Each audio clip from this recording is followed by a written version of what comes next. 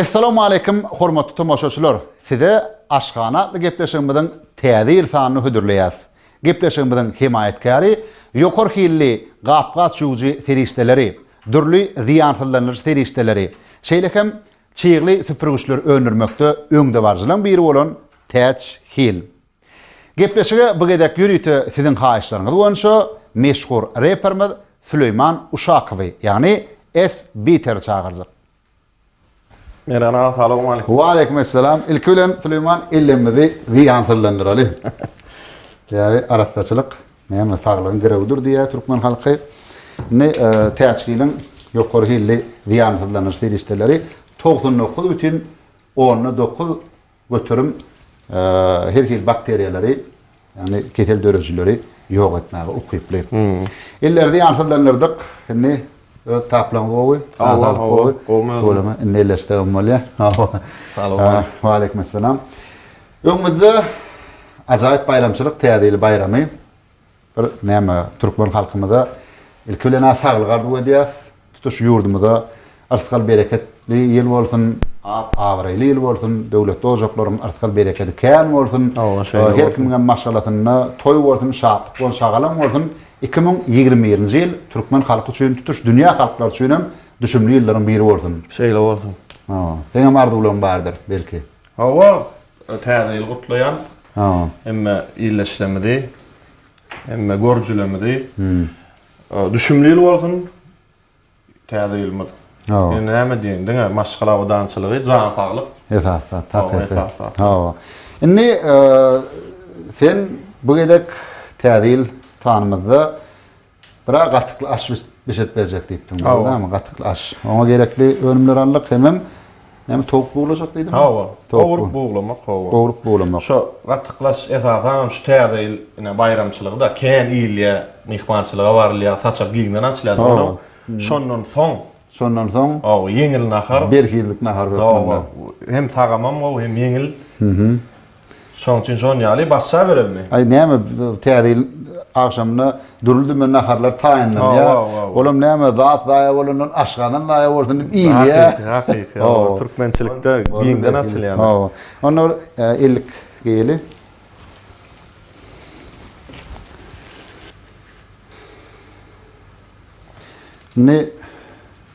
Näme başlaly? Nämeden başlaly? İkisini bile bişirip berelmi? Bile bişirse ýa-da birini bişirsek beýlekde wagt sarp etmeli bolýar, hemem aglymy togup garaşmaly bolýar. Hawa, şoň üçin onu birinji etimiz dogry gatyklaş üçin. Gatyklaş üçin et, näme çylky et bar? Hawa, oňjak edip dogry ýaz.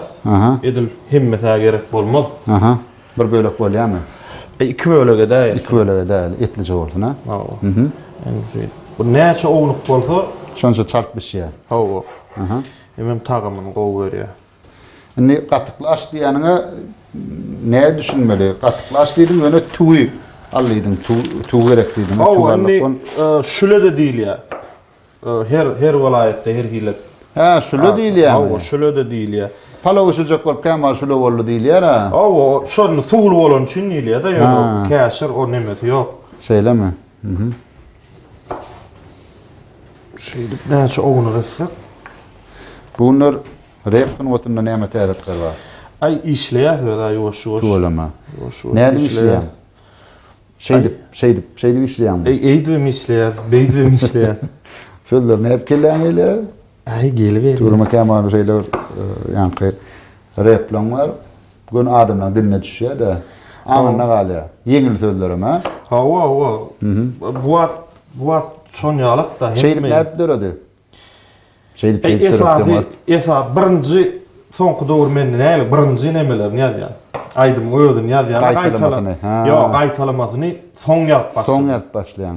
Soňky döwür şon ýaly boldy. Asly ýa-ni dogry da, asly aýdym ýazp başlamakan näme bardy boljagy, birinji gaýtalamagyny soň dogry bolýar. Süleyman, beýdip eti dogry awturjak bolsa wagt gider. Muny TikTok stilde dogrysak näde? Ona aýry bolýar. Omy, ene şuňar et ha, dogry dämi? TikTok stilde diýen dogry bolacak. Ene taýyn. Ene etimizem TikTok stilde dogry bolýar. Ay, adam bayram ömür TikTok stiliyle geçip var ya. Öğreneyim da TikTok başım çıkaran sonuna. Adam bayram diyen ömrü TikTok stiliyle geçip var ya diyen. Şimdi görüşürüz diyelim hormatly tomaşaçylar, Näse Süleyman yarım kilogramçylyk eti, şunu ýaly 10 jolat dogrady. Indiki qadanmydy? Qadanmydy. Şu ulu gözüni ýakaýyl. Ulu gözüni ýakaly. Ulu gözüni ýakdyk. Qadanyň aşagyny Qızdırmaly. Qızdyrýas, ondan. Näşe ýerde goýdyk qadany. Ýağ gerekmi? Entek nemesi qızsın, çiğ gitsin o. Çiğ gitsin böyle. Onun çelli duzlaly o. Ne görüşüňiz diýäler, hormatly tomaşaçylar. Etimiz duzlaýas. Ýerelenne ýatdyk, Türkmenistanyna nahar duzy hökmany ýagdaýda ýoğutlaşdyrylýar. Olam adamyň saglygyna ýa-ni adam bedenine ýot ýetmeçiligi derarly döräpdilerje kesellerin öňlenmek maksady bilen Türkmenistanyň hökümeti tarapyndan ýürütilen maksatnama kabul edildi. Nahar duzly hökmany ýoğutlaşdyrylýar. Ýot ýetmeçiligi derarly döräp bilýän kesellerin ýok ýurduny urulýar şoň netijesinde ýurdumyz. Men duzladyk. Duzladyk. Ne? Duzy alaq düşdüm-de. Ýa, onu soň saatlar berdi. Esasy şu başda duzlan ýani neme? O alıştırmayıp, onun soň dadyp saatlar bermeli. Ne ýağmydy? Ýağmydy. Näçe goýmaly? Aýynda ýağ ziýany ýok, bol bolanyň. Bol bolanyň ziýany. O hal bolanyň kän bolanyň. Aýyl göçem bilen bir bolja diýär. Bolja diýär şeýlerak. Aýwa, ýağny ýylynkida. Ödün gorda adrak goýsam ne ýa. Onuň ýyzýanam. Bir käse ýağ. Ya bunu häzir asy ýyzýanam soğan. Soğan doguraýynmy? O artyp. Şu bıçak bolarmy? Ýok, küçülep bıçak alyp.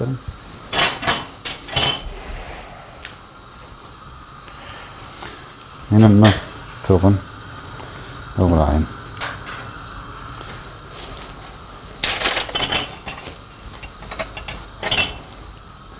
Men bilen et atyberje. Şu baş mewsumynda bunlar göwörünlerin ul peýdasy bar da. Sarımsak diýen söz, serimsak diýen sözden gelip çykýar. Sarımsak soğanın adam bedenine ören gerekli olan ýoksunly maddelere bay göwörünlerin hatyrına ýerýär.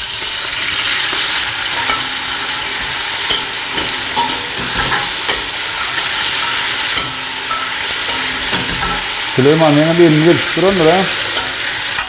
Ay, öğren hovuz etsin. Şöyle mi? Ferdaş ayarına doğuldun mu Süleyman sen? Hava. Ne açıncı yılla? 91.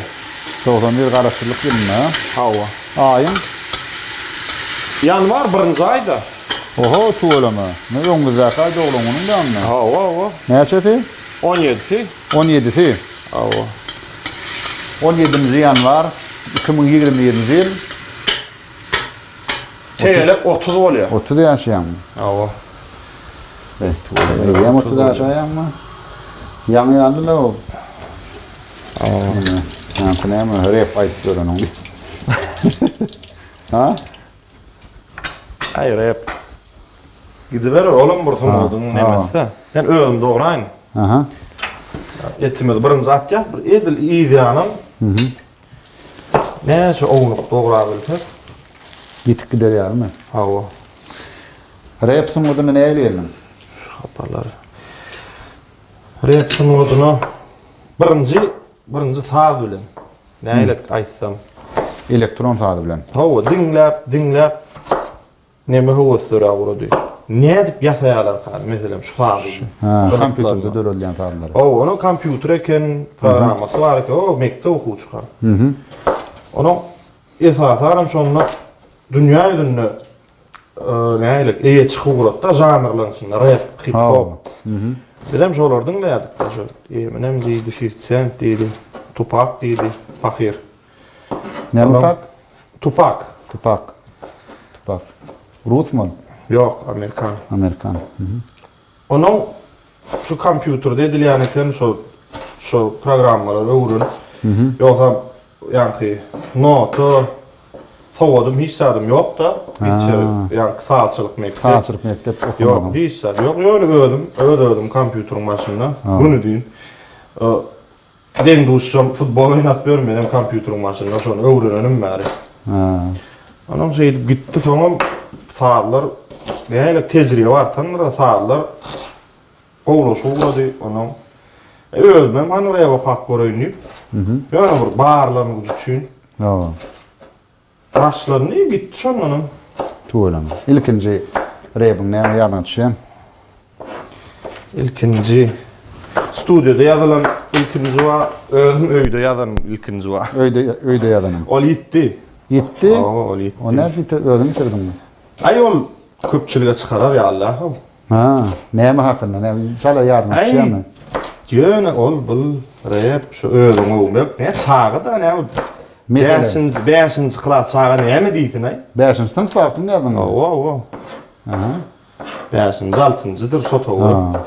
Näme diýe, ne çalaja söýler ýa. Aýyň menem başladım, buraya okap başladım, eýle beýle. Men esbit. Yo, esbiter dälim men onda. O atlar nämedin? O atlakamam ýokdy. Atlakamam ýok. Şu soğan, iki soğana kän boljak ýa. Şeýlemi? Birini aýraýarlar. Adatça şu zaýy bolmasyn diýip käşir artanlaryna iýa ýadyň men soňa ýybiljekler. Aýon gapdandan ip bolýar nahar. Şeýlem. Arasynda näme? Bulap durmalymy? Bulap durmaly aşağı ýanmaz ýa. Suw çykýar görýärmi etim? Suw guýmaly. Äger soğanyň kom çykarýardyr. Şon ýaly şey başlandy da esbiter nädip geldi? Oturup onu var 8'dir 9'dur şonu oturup ölme lakamda. Ben bir grup da. Kimden? Bir klastaşım var toylu. Şu ST deyip o hem için toğra koyuyor yani. Şon bilen herimidin adını deyip ST olup iki sanattık biz. Ondan yok ölme lakam son düzdüm ben. Beat dedim ben ha. Hava. Beatçi. Şu beat ya da şu beatmaker değil ya da bir ki. Ne sözünü. Doğru vak sözünü. Elektron. Esasen hip hop rap janrda faal yerlere beatmaker değil ya. Beat yapıyor. O faal da beat değil ya. Şondan şu faal ölüm yalan son. Şondan dönen lakam. Tuğulam. Ondan stüdyoda işten ilkinci rap'ın. Oluşol grup kak kallar elini duy. Yanlış mı sana? Kallar elini? Söyle. Ay olam şolla. Söyle. Mun birazcık kapağını yapsam oluyor. Birazcık odunum hayallayacağız. Meni yer almalı verecek. Ol indi ikinci naharımda. Inni? Bu ikinci nahara. Ay onu da koy. İkinci nahara. Elim boş durmadım. Toğun istenlik böyle oluyor. İstenlik böyle oluyor. Ne şu tavuk dövüşü de araştırma. Dövüşü olsa da oluyor. Ayağı yani buğdu, kanatı. Perinden alanlar oluyor da. Yerlerinde mi?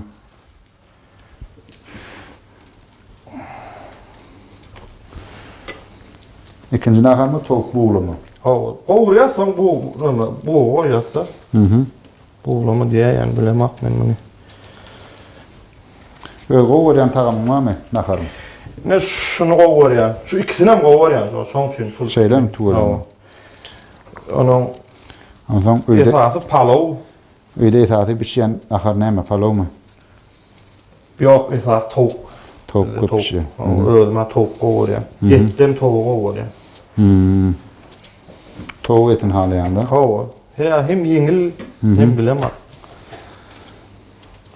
Bilemek şunu qoğuryan. Kadim dövrlerde diye bir yani padşah perman çıkarttır diye kimde kim oğurluk etse başı ölümlü mal talanlı nömkyalık yengil ceza derler ağır ceza verecek deyip bunu. Yani bir et oğrusu var diýdi. Ay birinci diye, ikinci diye halis bolanok diýdi. Ondan paraya diýip paçak elim. Mene şu permanı çıkalıveri oğurluk edilemek ölmem. Et oğurlayan günü gelen keyin ködünden başada ayıbı yok. Men barçemce kanımı geçmeseniz bolanok men halis maşala dekleyelemek şoň bilen günümü öğrenipdi. Ay paçada gülüp durdu. Ay bor dipdir. Öne sen ayıp dipdir. Nämen eti has süýji bolýar dipdir. Olan paçak elim iň tagamly et guşun etidir dipdir. Tuğulama. Ay berekella dipdir de yanka iki tane öküz verip koyveripdir. Ödüňe yanka soýunarsın, ýersin, satynarsın. Ara oňa gerek bol dip bana. No. Ay hala serpayıp yapşyp koyveripdir onu. Ay görüli yanka öküzden birine soýup satypdyr, berekden bakyp ýipdir garaz. Beýleki et oğurlary bunu eşitipdirler-de algapdyrlar diýdi paçaň ýanyna. Ay paçak elim o plana sana yalan sözlep dipdir. Iň süýji et gölen eti bolýanlar dipdir. Guşun eti däldir dipdir. Bir. Näetdi o? Ay bolýar dip ýa-da birinji gelen çağırdypdyr. Näçe meni ağladym? Iň süýji et toğum et, ýa-da guşun eti bolýar dip ağladyň ha men nämişin? Yok paçak elim ağlamak dipdir. Guşuňyň boýnunyň eti süýji bolýanlar dipdir. Bak.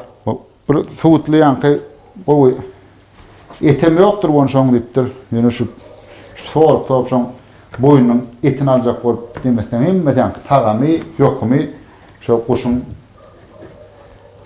boýnuna bolýanlar dipdir de. Ne paçada ýa-da jogagyna gowy kanagatlandypdyr da gülüpdir. Yine soğuk serpaylan ýollapdyr diye. Ömür esenlip miraskar bolanlar. Ömür eseniň şol toplan rowayatlanyň içinde o rowayat ýa-da şu aýdan rowayatim. Diyecek bolýanym. O guşuň eti, oňun diýär boýnunyň eti iň süýji bolýan ýer diýdi. Ne buna? Ne? Duýul burçlaýar bunu. Duýulýar burçlaýar. Ne bolmy şunyň ýa dogramymy? Ýok, dogramak gerek ýa-ni. Şudur şunamy? Hawa. Aha. Nima da bärki edäýler. Şeyde. Ýok. Şunqa.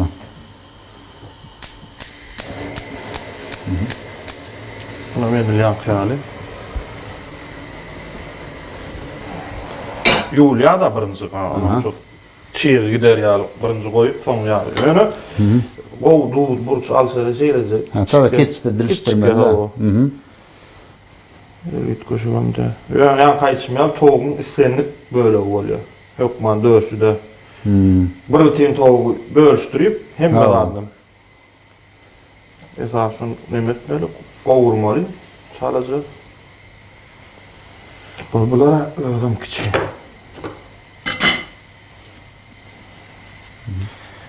Korkma arkayın doğrular vermeli. Tabi kavurmamızda yitiriyazsa. Matkan ondan mı? Yok. Senin? Gitti ya kovamda köp böyle. Bu tarafından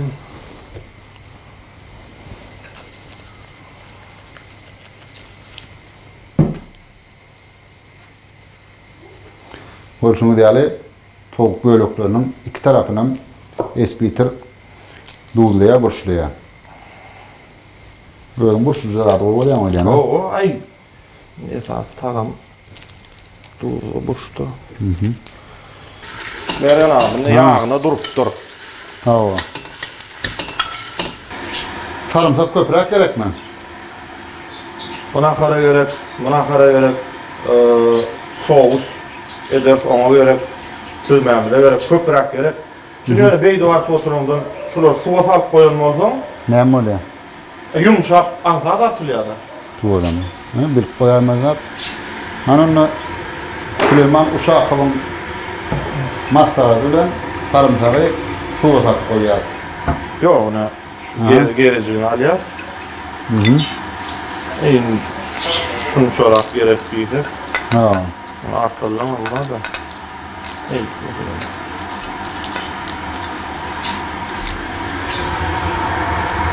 Ne kâsede? Evet. Sarımsak, suvasak koyalım. Aslı yattan çıktı, halen etmedi çünkü. Ha. Ne oldu yani yok. Yani yok mu? Gittik diye. Aha.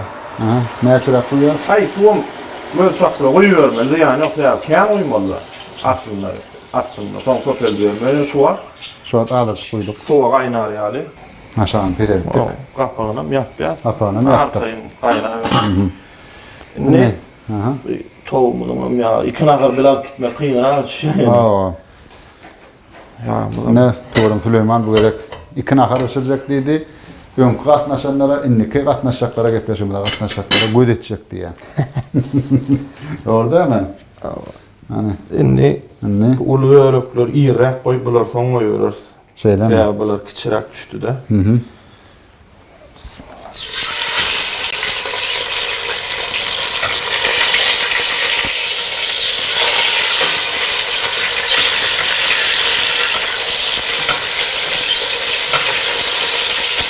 Ağda duruyor.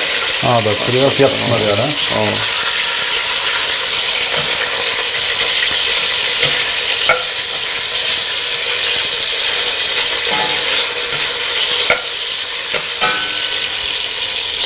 Ağdan mı olsa fas olsa fas oluyor. Aşağı bile metmedi yani, yermişmedi yani. Ha, yer yerlerine yaklaşsak, kapkaç satyan dükkancılara, kapkaç öndüyancılara, telekeçilere yünlenme, gepleşiyor, himayetkar olasınız, gelse önümden gibi mahabatlarına arasınız gelse, bir kapkaçlı sözünün yer gelir. Geçen yedek ama para atırıcı tavuğun etini yaktı, her tobaşaçılar ondan YouTube'da tefsirde yazıyorlar da ilk ölüm gavını da olmandır. Gavını ne? O yani gavını diye pala usullen gav derler da. Ay bolşuna vurarak ne olmuş? Bunu gepleşin ne yeter maksadı aynı şey kalanına mantınuğut olmakı yigitlerin akşanı okuyuplarını barlaklarını hemen buraya da arası yok koşuyorsun. Çok koştuğun yani. İstenlik böyle oluyor değişim lazım. İstenlik böyle olur. Şeydi kızartmalı iki tarafından. İki tarafından kızartmalı. Evet, her tarafını 2 adet 3 adetten ağdaştak durmalı. Allah. Ne sarımsak ne şu tane her gerek oluyor. Sarımsak gerek oluyor mu? Onu ben artayım mı? Süleyman, himayetkarımız teşkil, tədrikdə hoşboyutlu atırların ölümçülüğünü yola koydu. Zenanlar üçünüm, erkekler üçünüm, ayqat tuğrımı, atırların iyisi var ha. Bir hepinin zaman bir de nok oldu, esinden ayrılan nok. Hemen asıla atır tepini yazdım, ben tepini basayattan. Diyecek koyam şu yağlat bilen üstüne iyis kop çıkar diyenler onun için şu avro atlı atırı təşkildən soğuğu alıp bilərsən. Bollu, sağ olun. Şu tayda koyan, ne bir tarihi soğuğudun vardır. Təşkilini öndürüyen acayip ürünler var. Yansıldığınız feristeler var, qapqaçı feristeler var, çeyreti pürüşler var. Ol öydəki soğuğut oluyor mu? Öydəki, nəm öydəki? Ayağıma, gelinime rahat değilin öydəki deyip o. Ayın öydü ya sayadasan. Öydəki rahat gelin ha o, öydəki deyip. Ya gelin. Diyeceğim benim öydəki diye. Ay onunla erette öydəki diye bana yanar da. O gelinine soğuk. Yer elene yaklaşan hormat kamatçılar yurdumuzdaki ehli sevdanın kutlarına şunyalı tarihi soğuğu konusunda yatılan teşkilin önlerini alıp bilersiniz, satın alıp bilersiniz. Teşkilin Instagram sayfalarının şöyle belirler, acayip önümlerden sonra Instagram sayfalarına da tanışıp bilersiniz. Süleyman, Tamam benim. Türkmen'in devletlik yörelgesi adlı bir kitap var, biliyor musun? Hava. Hormatlı arkadaşımın kitabı değil mi? Hava. Bak o rivayetler var. Şuradan birini kurulun vereyim mi? Kurumlar. Yani vakti tavsiyeklamak maksadıyla hemen bir terveçilik maksadıyla. Bir möcüm diye Nästan sağa tuttur diye. Ondan Yani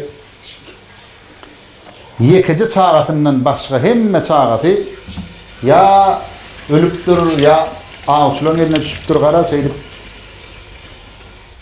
yekeje çağatından başka böyle çağlarından cıda düşüptür diye. Aha. Ben bir gün enem öcek geliptir de şu yekeje dikrarına deyiptir. Ben sana ağ öğre deyin. Yani koyun ağlamanı öğre deyin.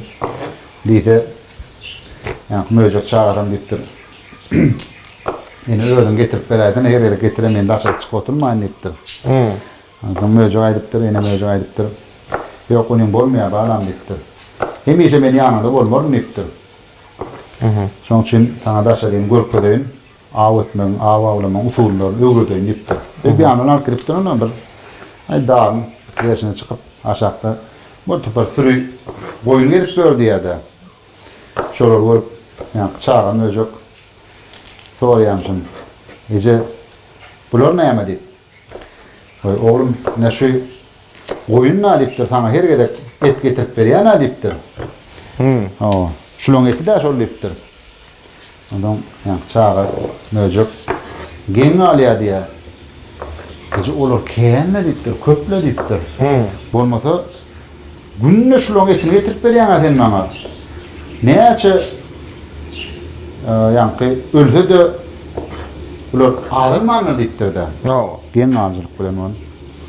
Yine möjek deyipdir. Sebäp oğlum bu koyundan päli pes deyipdir. Hiç bilmenligi yok bulan deyipdir. Niyetlerim gowy deyipdir. Men orası niyetim elbet deyipdir. Men daşalyk çıkamda hökman birini e-mail ağlamaly deyip çykýan deyipdir. Şoň üçin bolýan deyipdir. Meni ýekece çağan var, balanlary birlik tuturdy. Koyunun bolýan näçe bir ağlasagam, ýetegem nesli tükenenok, päli pes, päli düdüg. Şoň üçin deyipdir diýär-de. Umumyň päli düdüglülük hakyna gadym rowaýat. Şunumda. Ne bu toğumur gowurly. Toğumur gowurly. Ne bana ne bu lavran yaprağı diýler. Lavr yaprağı. Lavr yaprağından. Aybur. Kim näme gowur ya? Köprekmi? Azrakmy? 4-5 yaprak. 4-5 yaprak. Görsünüz ýaly 4-5 yaprak. Lavr yaprağından toğumu atdymy? Onuň bir 4 tane, 3 tane. Näme toğumyň emesine görä? 3 diş, 4 diş. 3-4 diş sarımsak. Sarımsak. Doğrak atdy ona.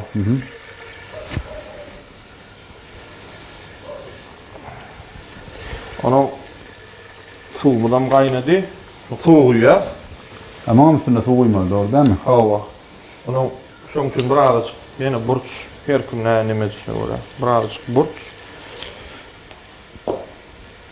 Duzun birazcık soňra dady bırak ýene munan tarla bermeli.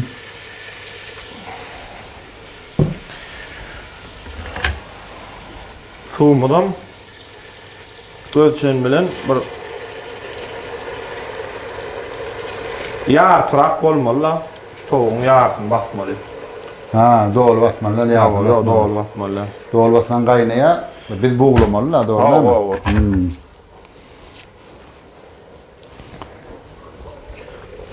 Onun yankı aslında yaprağımda sarımsağımda birazcık alışarıyalı yine ağdaştır, buluşturuyor. Din hem beri. Din düşürüyalı. İyi çıkıvranır yani.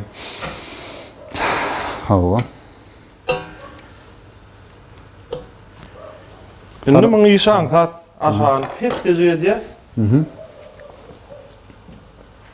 Ona tavan atan da yok mu? Yok, ona tavan gerek. Yer alma da gerek. Yer alma aslanım oluyor, atmasam oluyor şuna. Niye yer alma? Ben ne için arttım? Aslı atmalık o. Aslı ne mi oyuncu? Onda buna yuvayıp. Yuvalım. Yuvacak mı? Tak, şimdi şuna bir teredeyim. 4 bolon da ya 5'te mi atalım? Aynen ben arttım da onu neyme de. Evet, 5'te mi? Onam çalıp pişer ýaly. 3'e bölýärdi, 4'e bölýärdi yer almanam. Böyle. Bunu aslında aýratyn näme seňem bolýar bu tovugyň atdyrylan. Towuk aýnatsaňam bolýar. Ha, garnir bokmun. O. Onun ýanky näme o? Bu yer alman gaýnadyp. Ha. Lüdöre, pöresseňam bolýar. Oo. Sarımsak bolarmy? Yine gerekmi? Sarımsak Ar 7 düşse. gerek, yine gerek. Yine gerek. Sarımsak bir gowrat, onu näçe bu nemesden ýany. Ha. Şu sarımsak barada okudum ben aralarda bir öňümden çykdy. Näme kodun? Bara soğan bilen nemeken? Garna şekerliksi. Soğandan gelip çykdy da sarımsak. Şeýle mi? Tuğulama.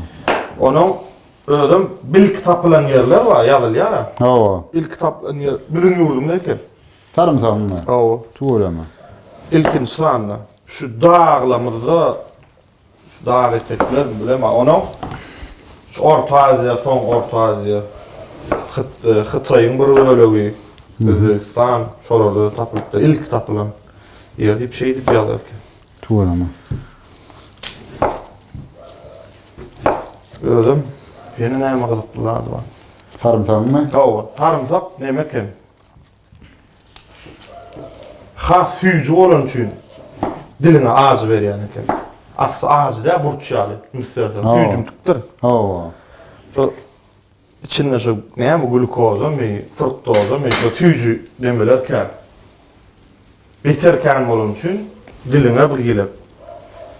Näme diýär? Ýakyjy tagam berýär. Ağızı däldir. Ağacı da var zaten iyi ver onunla. Ben onu ýýän onu. Çiğdem Yer yiyen mi? almanam şey deyip suura yer tapan yerimde dıkıştırıp çıksak. Ondan ödüğü bunu bir şey veriyor şu tavuk bilen bile. Köp kişi şu sarımsağı soğanı iyisi için hala noklar. Ha sonundan Ha gelen o ismi. iyisi geliyor deyip. Ay öğlenenden son diyemem. Öyle ondan hiç diyem mi? Hemen iyisi gelenlerde. Esası zanın adını bilmeliler. Söyle mi? Mele şeyle bilemem. Tuğulama. Öyde arkayı yiyen mi ondan? Wow. Ne şu suya kaynağı atıyor ha? Hayır. Etimiz. Atıklaşma. Atıklaşmadan eti o. Şu edil şu tayda sarımsak atsan tağımın meriyada yitiligi azrak bolýar, tağımın meriya. Şu adatsan. O. Bişik gelýär kassanam bolýar. Az onu dirrak bolýardy, yitrak bolýar tağamy. Kimler o varsa? O aýratyn atsanam bolýar. Sarımsagam näçe ogunu dessek, bilim yitip gitmeli suwdy. Tağamyjygyny berýär. Näçe çağın var? Bir oglum var. Tuğulama. Şol yankı neme beyrak kanadan çıkaranda katnaşıptık. O. Em 1,5 ýaşady. Tuğulama. 1,5 ýaşady. Adı nemedi? Xan Murat. Xan Murat. Bir ad takılan ödyen ha? Ha, atam paxy. O familyan nereden gelip çıkıyor? Uşak. Familia Garra tamynyň ady Uşak da. Oňup Uşak diýip Ha. neme manyda daklan. Şunu ýalyna buna da 3-4 sany diýiş sarymsak, näçe oňuny getsek.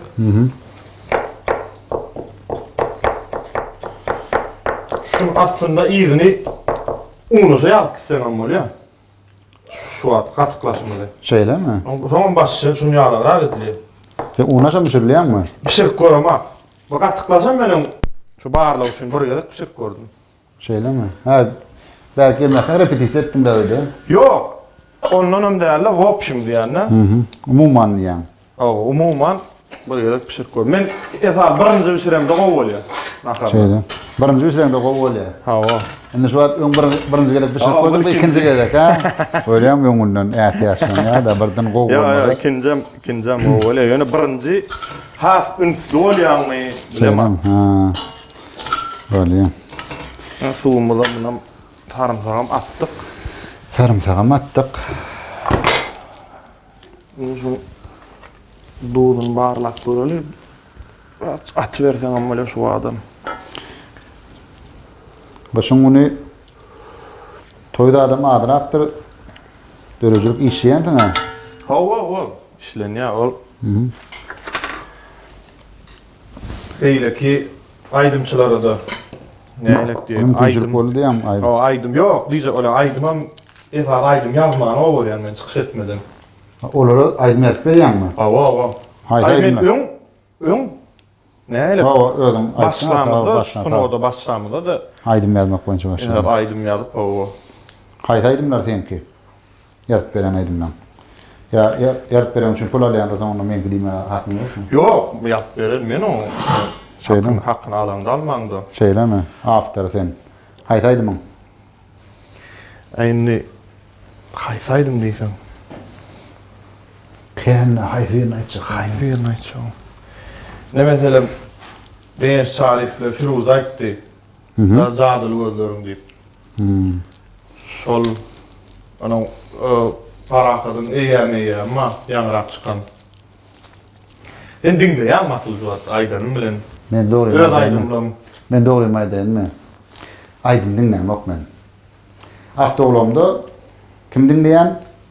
Sahyjep bar dinleýän, Urak Ýalyas dinleýän, Nurberdi Gul dinleýän, Gurt Ýakup dinleýän. Men näme ýön kasardan galanna şoň üçin. Bu aýdymçylaryň dogry gowy aýdymlar bar, olaryň dinleýän, näde dinleýän? Toýda dinleýän. Sonuç sen aydın mı yani? Yo, ne tomaşoşular aýtdy, men yok. Aydymdan hemmeti.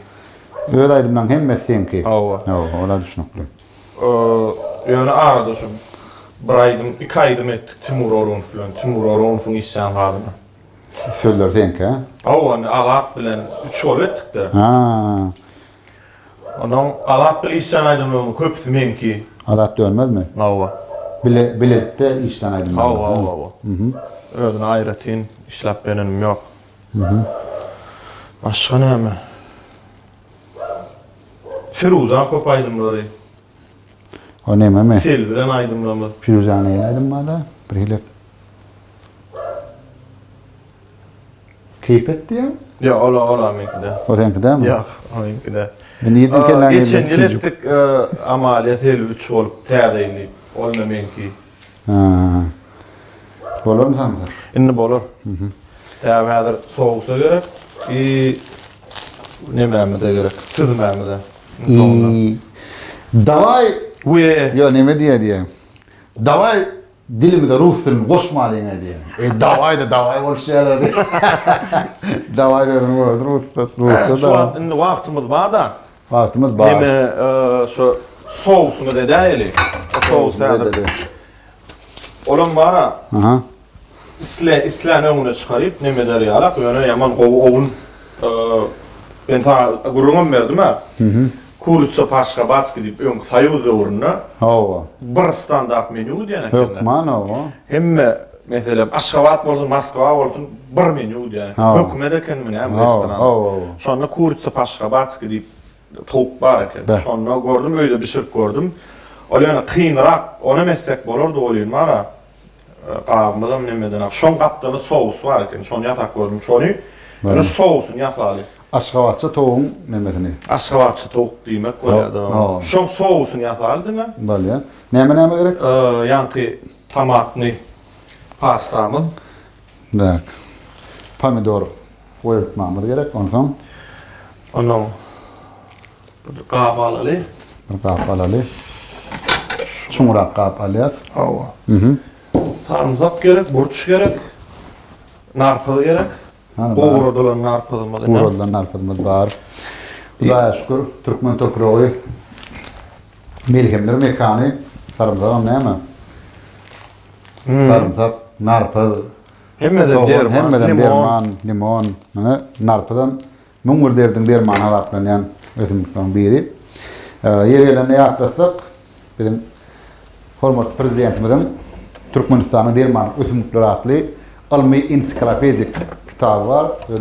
Neutrality.gov saytından şu yerde yerler. Şol saytda elektron görünüşüm var. Kitaplar elektron görünüşünü okap bolýar. Diyecek bolýanym şeýle bir halk lukmançylygyny planladyňa dermanmyş diýip ulananyň bir aýry ilmi kitapda alıp okap, täze bir da derman bolsa, başga da diýan bolmagy mümkin. Şoň üçin ol meýasy terjerlen ýanky nemelerini maglumatlar okap ulansan ol bir ýam aýry. Islenlik dermanam ýanky ýürüte hatçalar var şu içinde. Şol okap oradan ulanmalılar. Ol bir dadyna derman bolsa artmaç ulansan başga dadyna diýan bolmagy mümkin. Enäni bir şakatam da bar. O şon bir ne açayım mı? Açsam. Ne açtım. Şuňaly ýapylanlar ölümlerim alanda hökman ýanky kapany açanda feçagat etmeli. Pırqay. Şu feç eşitilmede diýmek içine howa goý berendir. Vakumly däl bolýar da. Ýanky içindäki ölmem zaýlanandyr diýmek aňa diýe. Pırq etmedi. Ne? Man bolca bir çemçe, iki çemçe. Kahve göre. Kahve göre hemen iyinin koydu köpürek. Oğlum şu. O değil mi? Hayırdır. Aynı şu. Pandor koyupmadır. Katıldım bakalım. Böyle üç çemçe yani. Pandor koyupmadır. Nallık. Sarımsağım mene yankıyalı bir 4-5 diyiş. Her kim öyle hala işine göre de. Şu kış mevsiminde o tişten has sağlığı faydalı. Onun için Türkmenin bir acayip merhenlik otu var biliyor musun onun yani? Yannak. Yannak.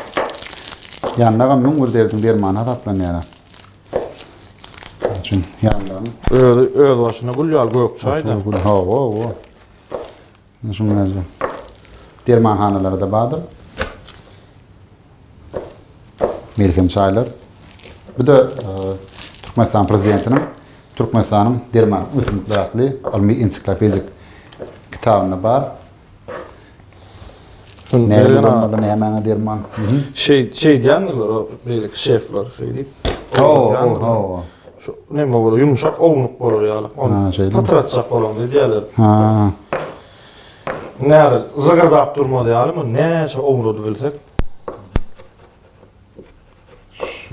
Koyutman içine koyman bana. Ha. Sen Merana entak men neme diýensem şol bir anlaty nemen bulak koýuyor. Birden hökmanam däl bol onda da bir. Böyle. Birden TikTok stil bolup yanamysyn ýa-ni? Yo, yanma suw bar. No, suwa bar eken.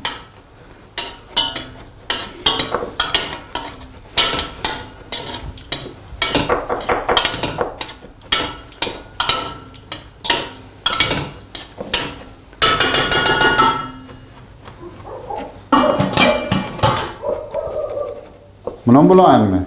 Yok, onu bulayım. Ağdır çıkmalı. Ağdır çıkmalı mı? Ağdır ayın mı? Dingrek. Ağdır ayın mı? Ağdırsan mı olur? Hemmesin olur. Nemeli, yer almalar ama onunla. Yer almaları mı ağdırman mı? Doğru, maysım yer alma, birinci ya da atık görüyorum. Onu nece yer almalılar ya? Gerekli ölümler. Yok. Assan bol ya. Yo, onu tabi. On kaptanın yine yer alma teyadan kaynatmalı ya. Tuğ kaynatmalı. İki tane tuğulun akar. Olmasın neyim? Tuğulum tağına koy yiyem. İyi çıkıradı. Ayın sonra bir şeyden sonra aydarsın da. Doğruyu aydarsın da. Doğruyu mu aydarım ben? Yüzler oturmam.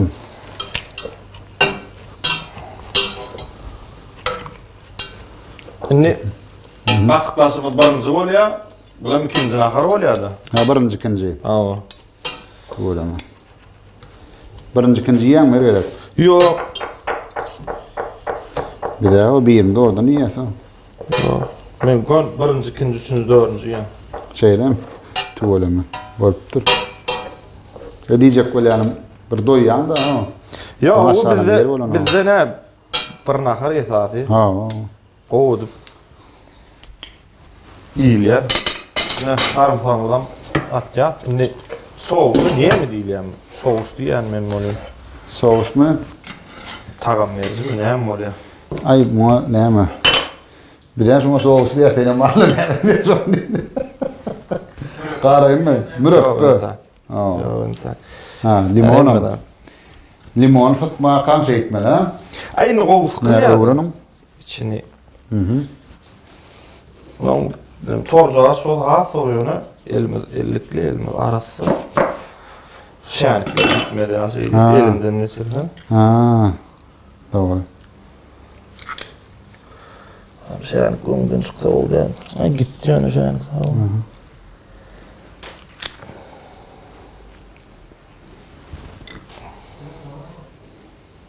Şu attım hayır.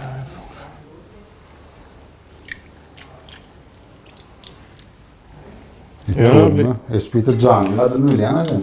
Yani bu güçlü ne var? Narpılmaz. Narpılmaz. Narpılmaz. Oradan narpıl. Bıçak bilen keselim. Ağda çıktı mı nereden almış? Oo. Narpılmadan bağır. Narpıldan rahatlanır işte de. Narpılı çayçıyan bir köpüyen şunu. Bravo. Ne? Uyuyor.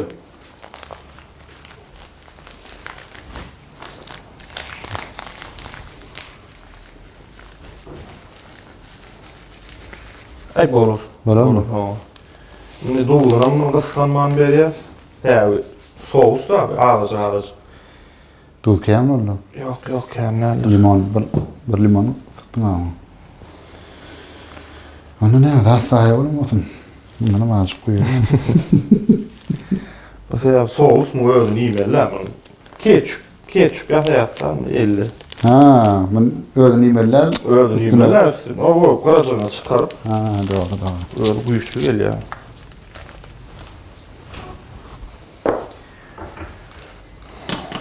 Şu pomidor koyulmadan yine başka koyalım olacak mı? Ya bol var mı şey? Ay ne? İyiliğin daha da koyuyor. Yok ondan ne? Ne? Soğuzu ağdaş tuğ koydum. Hava.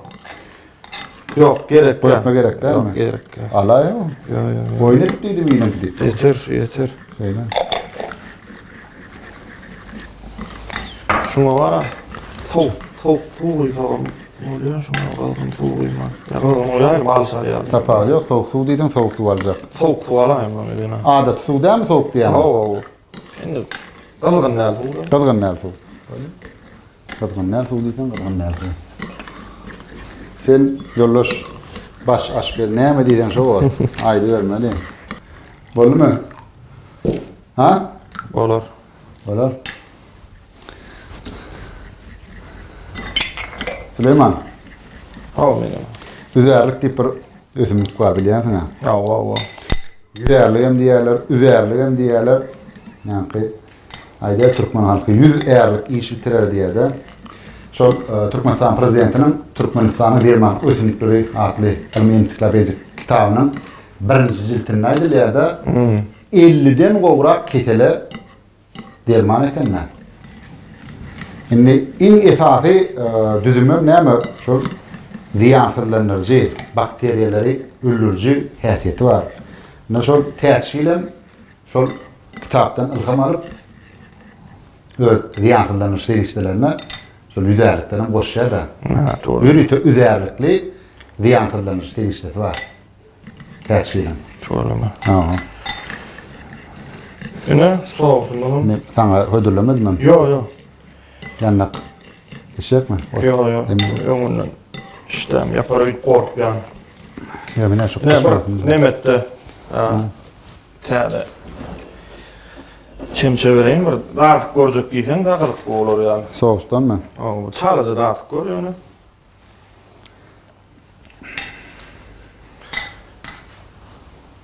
Bismillahirrahmanirrahim. Deri hak oluyor. Kovunumda degen vardan başlarsın. Ya çağlıca var daha da.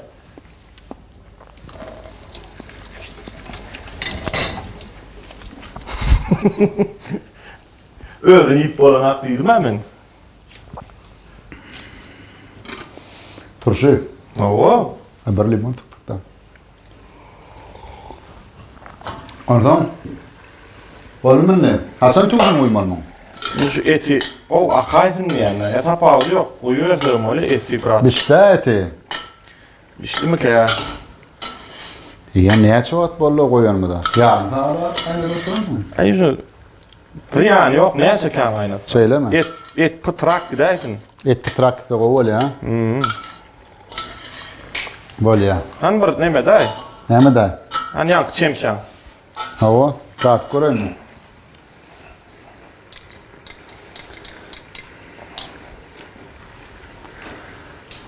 Şu at neyme yardım atışıydı? Halip Ahmet. Cuma yardım pahiyem. Paşarık pahiyemlerle.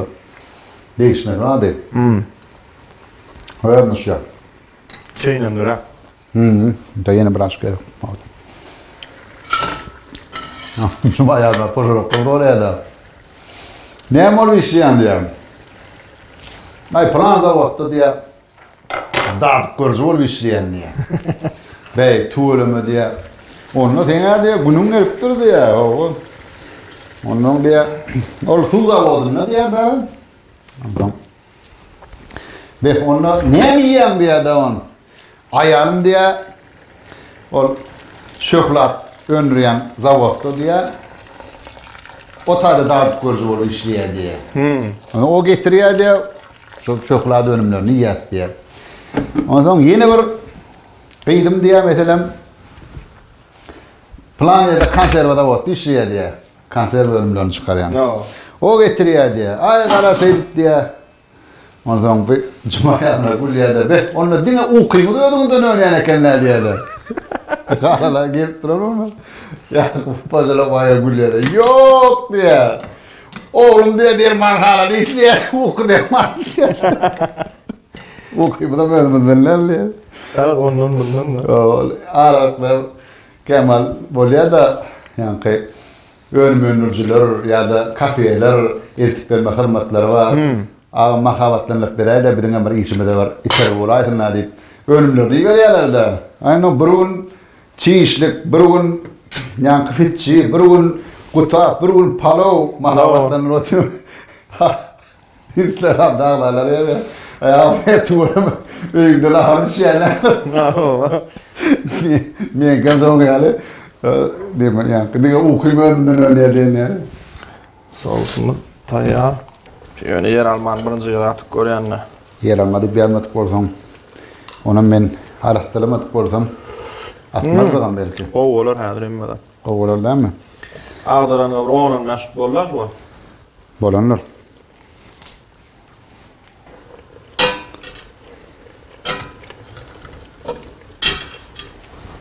Tuğlama. İçinde ne yemeler var?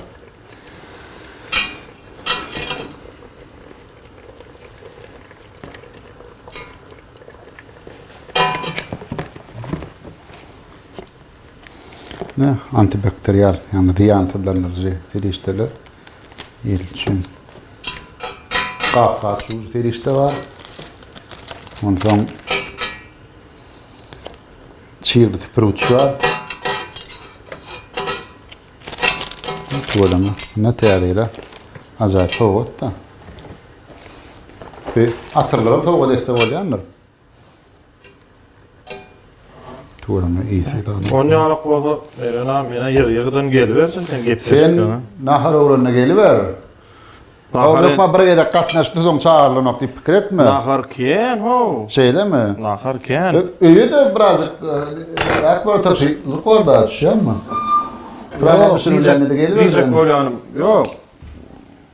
İstenlik dedi ya nahar. Bir görsem oldu. Şeyle mi? Bir uğrayan videoların birini görsem. Böyle. Abi şey gitmemedi yani. Bir şey görecek o zaman bardağı değil. Sen şey diyen aydım ona. O görüyen. Süleyman, adatça aydım çıkartlaştı.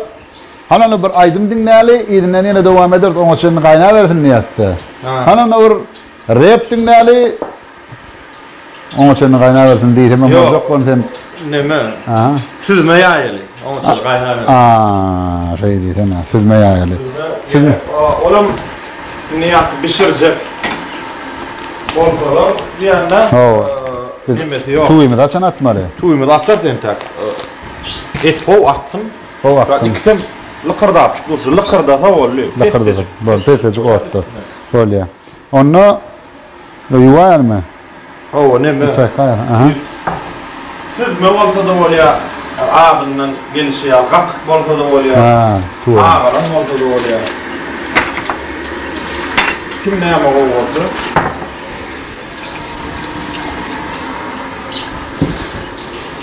Onu her haytini bir şakada gapdyran. Bir farklı edelim. Kime bağırlak görürüm diyelim.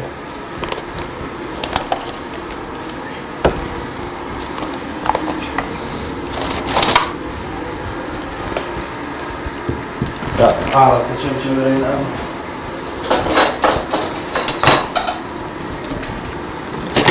Süleyman, gelýän mihmanlar adatça şu gapgaçlary, ulunan gapgaçlaryny ýuwup gidýärler.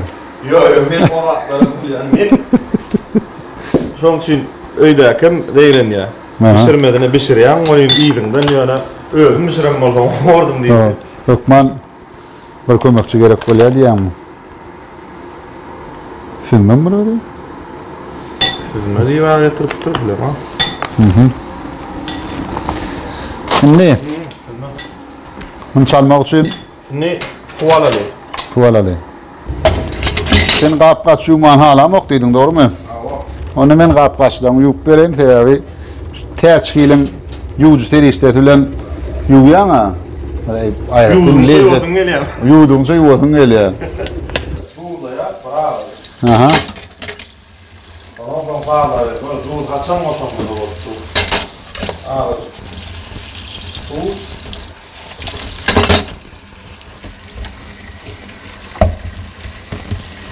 Şimdi sarımsak o halinde vardı.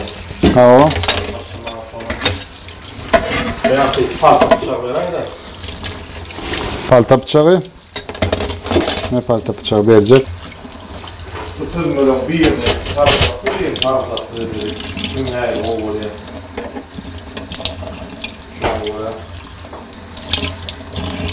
Ben tutmadım. Mihman haim edil ya da. Aha. Hatta olur bu. Sarımsak olur yanma olur yanma. Ne var mı sarımsak olur. Sarımsaklı koyuyorlar, doğru değil mi? Onun yakın arpağımız var. Oo. Onu ikisine de koşacağız. Yani birine sarımsak koşsak birine koşmak koyuyor. Şeyle mi? Bana vardı hemizine koşsak koyuyor yani. Narpız şu sarımsağın iyisine mi ayırıyor değil mi? Ben ikisi bile orada Şeyle mi? has olsam böyle. Sen ki dene narpızlık. Ben özüm sarımsaklıyım. Ben narpızımı yapmayayım da. Hı.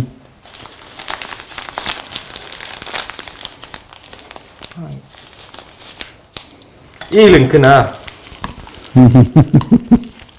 Ay narpız tuğur ama. Feyrek ot çöpten atlarına girin. Akşam için arkana atır. Tamam. Ne acı onu etsek?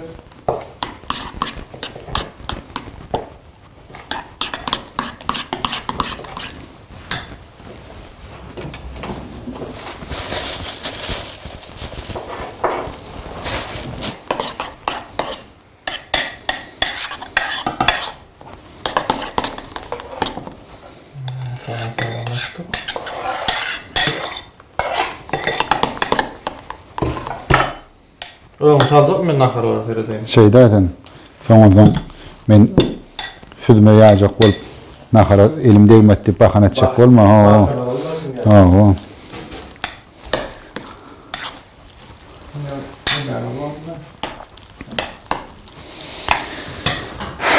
Ayalımı öldüren öyün oğunu uşak iyiseken iptir diye ona biri. Biliyor musun onu? Estim rivayetini. Biri neyme ayalına iyi geleyenler de udokluğun ediyen işin var mıydı deyip ayal öy hocalıkçı olmalılar. Öyle mi işe gidiyenler? Günlerde bu neyme kadastı olup ayal bakır dünyadan kaydıya olun. Sonradan öyle hem öy hocalıkçı olmalı ya da çağırlarına teletmeli. Ay ona teletecek böyle, ona teletecek, beş düşecek böyle, onu yığınacak böyle, bunu edecek böyle öyün neyme uşak düşük işken ha. Görülü. Ay şu iyerdenden akşam açanı Hıdır'dan geliptir diye de insonuna ullun demin alıp bak ayağını öldüren öyün oğunu uşağı iyiseken niye diye. Bizim gözümüzde görmüyor yani. Şu varını bir şeyde oturuyor da. Şunu bildiriyor da. Takvimi bir düşünür. Bunu bir düşünür. İyi değil mi? Çağa teretmeni. Benim arkasına teretmeni. Şunun için ayarlan belli kadri yokken. Yine bir nemeti. Melen abi. Torba kaynak dura. Ağzına ağdatan onun şey git. Çemçevlen suca açından. Üstüne şey uyup çıktı. Tamam oldu. Tamam yağ yok orada burada. Hava suyu dolu boylanıp da. Boylanıp o şey değil. Tamam kol çıkarıyor Ali. Şey işte durdu. Bulam neyse ki haftadan. Bunda yani yok ağaçta sonra öyle. Tamam kol çıkarıyor Ali. Et piştiriyor. İnni. Yeni ne mal şu yerik? Artık başlatlar yığınacak kol yanına. Ayın artık masada yok ne? Bir şul artık maç. Bulam ne kesmeli dağılımı yok. Şunu kaptırdı. Kesmeli dağılımı. Şu kaptırdın mı? Aynı şu çemçeleri. Yarasın lan falan böyle. Şuradan çıktı bulam. Ne yoğuş. Suyumuza geçiverelim. Şey değil mi? İşlerime elcuk diye. Çok oldu aşağı. Takviyelerek beylerek. Ağaç sordan diye mi? Senin ne tadı? Life'a eğilip pişirmeli. Eğilip pişirmeli. O duruyorsun olur. Bular dursun mu? Narpı gerek mi? Yok bunun artık gerek. Narpı gerek de. Ne gerek? Ne? Tuğum kâhırdan ölçelim. Tuğun yumal mı? Var. Ölçeğini alalım. Şunu iki adama bir kâhı diye alalım. İki adama bir kâhı bizim 6 adam. Ben bir 5-6 adamla gittik. 6 adam da şu an. Onu 3 kâhı verdim. Ama şu tayda bıçak. Getir. Ne mi? Açma için mi?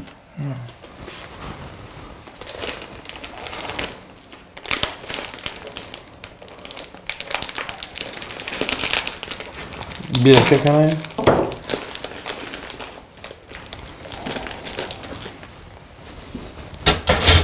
İçine oyayım.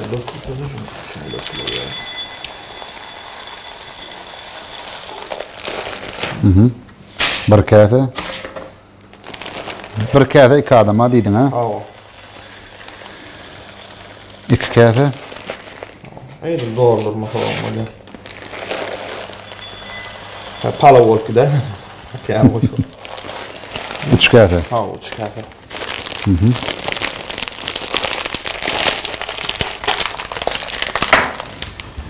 Nasıl yetiştirdik?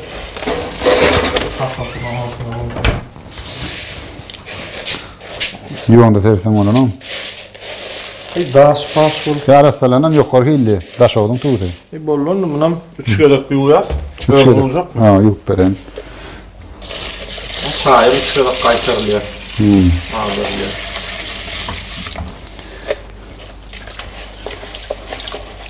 Bir değişme var eşittin mi? Ayıptın eşittin mi? Yok eşittin mi? Bir alp parçalan bir yer diye toyu varıptır diye. Onun toyun iyisinden sonraya diye. Bugün kim gelmeli aydım şey, kim çağırdın diye. Ay planı gelmeli memol. Koş kaydiyen aydım şu ana şu gelmeli diye de.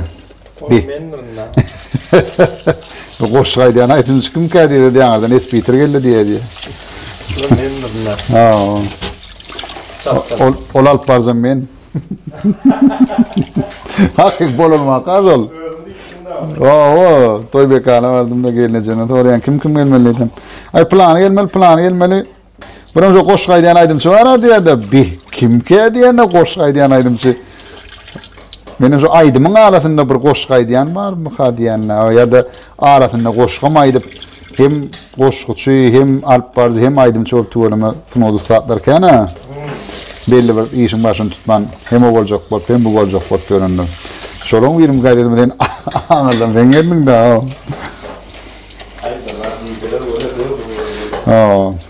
Bağlarda hizmet atlayan daydalar gurrun ediyormuş ne? Eşittin mi şunu? Şu aydınçının içinde espiterden halal yok diyormuş ne? Ne için? Şu üskürüye var yarama da aydınçın ne diye diyeyim öyle. Ediyor ama şoma diyendirler de. Ne? Şoňadyr da. Ne? Ne? Nimrlik kırdak dur etem bişendirler. Etem bişendir. Bişmeye de içimde de beşer. Koyuver. Tuğun atalı. Suda bu. Ente qadrak uçkat şu. Var vermem de ya. Ona bulaştırıp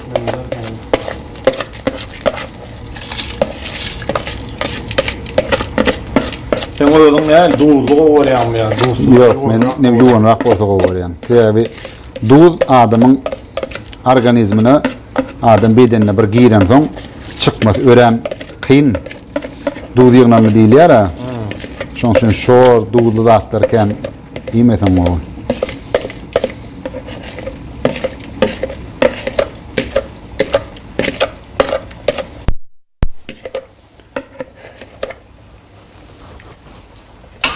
Ne vardık? Yine. Hangi seyrediyorum ben?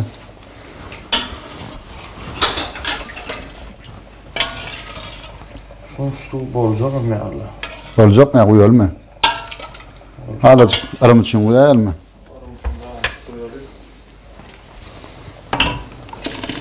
Oldu mu? Tamam. Bir qarşıdan kemrak bolmalı. Bir karış. Su kemrak bolmalı. Karış diyelim biliyor şöyle. Aynen. Şondan kemrak da ne?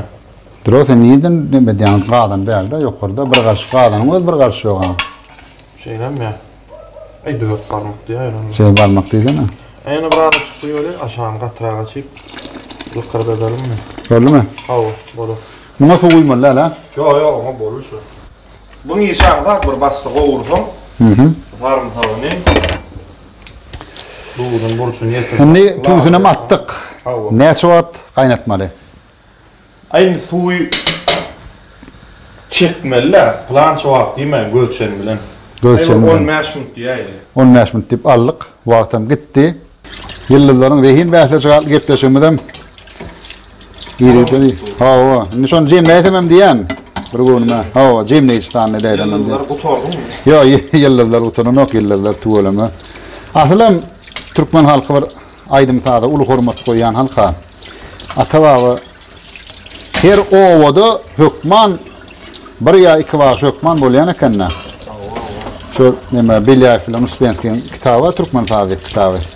Sonra şöyle gen alacaklı ne dedi? Her ovada hükman yani yok diyende bir kitap bağış var diyedi. Atavağı geliyen yürüyen. Sonra şu yıllarımızken sonra o yok değil mi? Doğudan burçum yetik. Ben bir açık boşordum ya öyle imkanı. Yok kendi. Ben de orta çetmeli ol yanına. Orta çet. İki olmadan köpürek atman doğru mu? Yok koydum o kalmışım olarak. Ay, soğuksumuz var. 3 tane soğuksumuz var. Bunların soğuk gidiyor. İnni. Sarımsaklı. Ben kap çıkarayım mı? Haytına neyle kap gerek? İnni. Ulurak kava orta çetsek ama ya her kim ayrıtını odak şunu alıp şakafelerden abbına bilmedim de neyle benim var oturun ulurak kava çıkar her kim gören alıp iyi versin mi yani? Ulurak şöyle mi? Şu bağlar mı? Atıklası Çungrak. Ben mürteredeyim ama ulurak olayım. İkinci yedek kişi görüyorum, birinci yedek kov ya diyeceğim ya.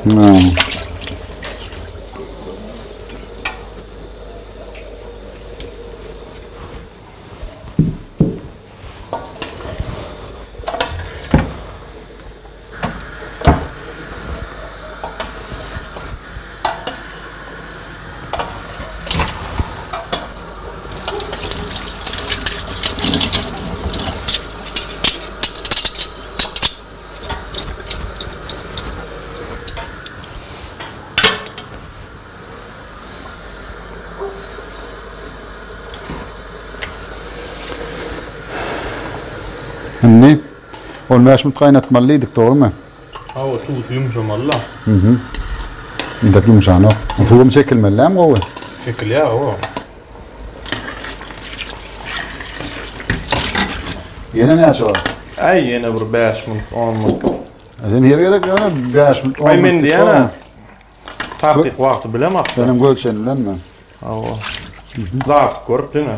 Dağıtıp koy. Doğudan neye çatmadın bilemek. Karandı. Ve Ya vaktan bilemek. O yağdaya göre, borçuna göre. oluşunu var ha. Şu yağga göre, resepti göre bir şey ya. O. Sonra tüyücü olanak, yağdaya göre bir şeyden tüyücü oluyor. Yağdaya var ha. Borçuna göre. Oluşunu var ha. Hem yağdaya var hem oluşunu var ha değil ha.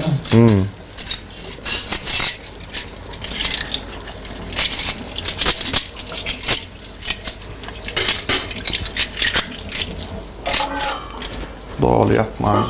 Biraz açık koydu. Tohumdan bol verdi. Ey denmiş ver ya ki. Onda toğa bisti harap yani. Ha o. Den ana yani. Denalar tavuğunu. Öyle. Onda yine 10 minut. Ha o yine 10 minut. Odunum katırttım. Ha o. Ne diye? Aynı bol ver ya. Ne Süleyman'ım her ne bolşa ne tayin öyle deyip yiyem. Şu her ki taktika şu. Şey Karıştırıp azıktırıp oradan iyice iyidirecek öyle yani. Ha o ona taga eyle olur da o. Hani böyle hani. Şunu bisti o şunu mu? Yo biz değil ne son içinin tuyun nemin çıkarma. Niye mi değil son edeceğim? Şiireti. Şiireti. Barada yine son çıkarmalı. Ha ecenden oranım. O. Oranım. Men kiçilikten enemem fakir bir şey ya diye, ecemem bir şey ya ona.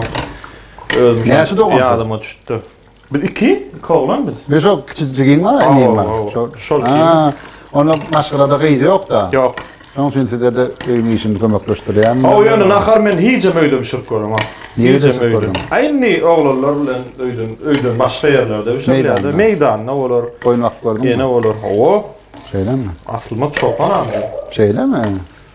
Asılmak çopan dedim. Böyle mi? Ne odunu bataldıysa Ne bıraktı ya? bulak duruyor. Aşağını yapmaz. Ne operatörler korkudu? Odun katırttık, aşağını katırttık. Ne bıraktı ya? Ne borçunu yani? Aşağı gelmiş mi tam katta. Katıklı aş. Katıklı aş. Ne katık karmar ol yani, sonuçta katık bastı yani. Hava onu son çana galyadık da galyadık da her önüne var yanma, garman mı yanma. Bir de çana galyadık böyle. Hemen o yaptı da katı. Katık diyoruz. Siz ne olsa da oluyor yani ayttım. Ağaran olsa da oluyor. Kim ne yapma o ortada? Bir de katıklar yasıyla nereyi tercih edeyim. Ondan sonra şu ayrı sarımsaklı, sarımsaksız. Narkoz yok man o. 3,5 takım dedi. Doğru ama.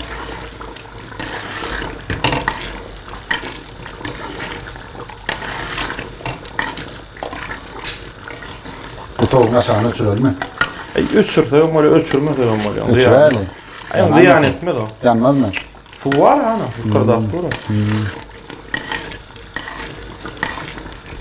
Men ihtiyaçlarından mehman tomaşoçular esbitrim pişiren azayet tagamlarından yer bugün teçhil yani yukarıhilli açılış deristelerini riyansırlarımız deristeleri türlü çiğli süpürgüçleri önürmekte öngömezden biri olan bizim şu aşağına gitmesinden himayetkari bunun yavgette hafam olmalı ya. Taşıklı oluyor da anlamı. Nerede gitmesi diyemem oluyor da. Doğru da. Yani. Yani günde menial olsa aspirin. O aspirin sen yarap olsa ya yani yok uçmaya kovuşur değil. Yo men ondan niye var o tamamına indi vardı. Şey eğilede günde eğilecek olsa. Ya eğilecek olsa diye. Korlanı mı gider? Hakikaten onu. Ya aşağı katlattık da ne son koyu. Pillahana yettikten sonra. Aha. Ne kadar durmalı. O aşağı gelmiş mi yani? Gelmiş mi der kadar duruyor. Şiiretini çıkarmalar. Doğrudan tuğu ulul ya kan ha. O. Şişe de olur.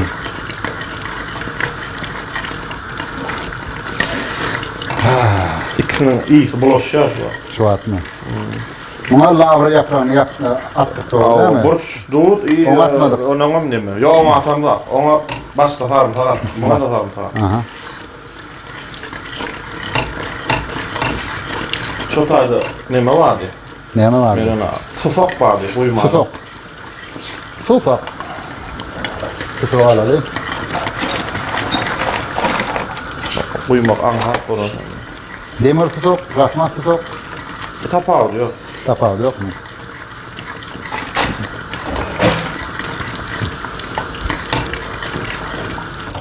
İşte mi? Buna mı şöyle? Aha. Ulan ha. Neyin gelen ağzını? Ahiri. Yo, en tekrar az. Hayır, hayır. Borlu. Şu anda çiğgam ol diyecek bana. Aha. İşte. Bollu mu karan diyen? Ya bismillah. Uyuyor mu? Uyuyorum, sen hafif ol. Yo, mutlu. Aa, aşperim uyuyordu, uyuyordu böyle.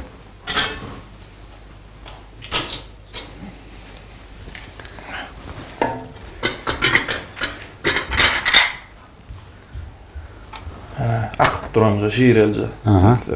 Yani en gıdıklı yeri nahari iğmeli, dağıtık koymalı. Dur şu aşağı mı? Evet, uğrama. En gıdıklı yeri yapıyorsun, ayarlanan nahari ilk koymalı, hemen fikrini aytmalı. Ben kovar yani yerimde şu yeri. İğmeli. O ikinci akarım çıkaralım ya. Çıkaralı biliyelim. Birinci naharından doyuyorsun, onun ikinci naharın takımını bilmer. 50 gram çıkarayalım ha. 50 gram çıkartalım. 50 gram çıkaralı. Teçkilin sağını öyle. Ulan birinci Soğuk nakarımı. sağını elem yuvalı. İkinci nakarımı. İyi sana öyle. İyi sana oy. Onu. Yemede çıkarayız. Ay çimçi. Taklap durayım mı? Al taklap durayım. Ya bismillah.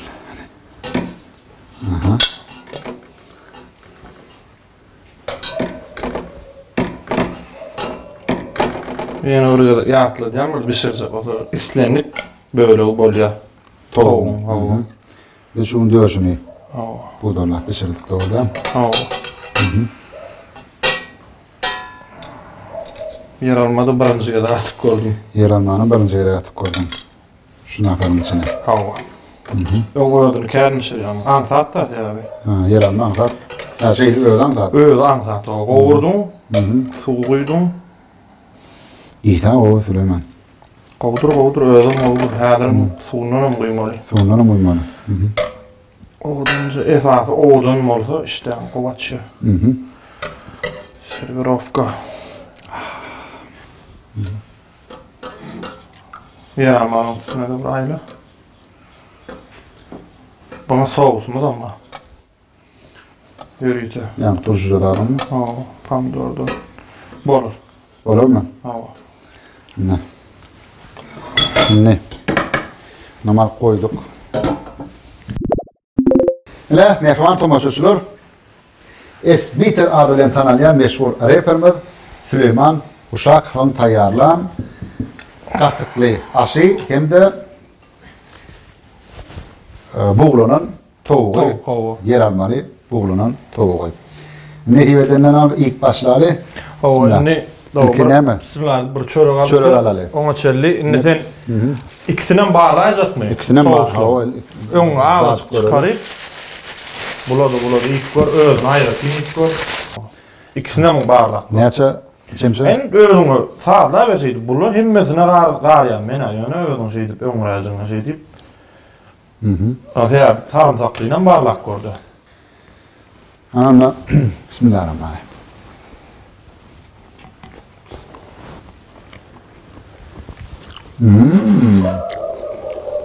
Esbiter.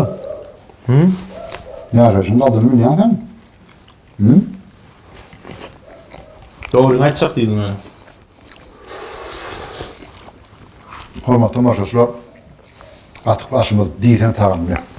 Öğren tamamlı. Benim ehvan tomaşçılar. Şeyler kullanan Esbiter adıyla tanılayan bizim meşhur raperimiz Süleyman Uşakov. Aşağıdan tədil tanımda Azayip tağamları biçirip berdi. Gataklı aş, hemem buğlanan tavuk. Süleyman, ellerine güller üstün. Tamam. Turmut äleminden mundan belämi üstünü gardy ödýäs. Jana sag bolsun, täze-täze aýdymlaryň bilen, replaryň bilen öz dinleýijilerini, tomoşaçylaryny beğenip durmaň gardy ödýäs. Tamam. Ýetip gelen 2020-nji ýyla gutly bolsun, düşünýär bolsun, üstünlikli bolsun.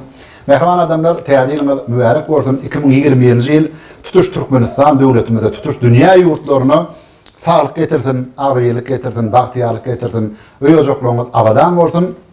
Elbette gepleşmeden himayetkari Yokor hilli gapka açıcı teristelerini, dürlü ziyanlılarını teristeleri, şeylekem dürlü çiğli süpürgüçleri önürmekte öňde barjylan bir olan täç hilem size tüýsürekden azayip arzularını yorlaya, täç hilem azayip önümlerini näşoňaly tädil sowgatlar hökmünde sowda nokatlarynyň tapyp alyp bilersiniz. Ýakynlaryňyz begenleriň tädiliniň gutly mübarek bolsun, öýejoklaryňyz abadan bolsun. Ýene-ki gepleşiklerde görüşýänsek, hoşda bolun, janyňyz sag bolsun.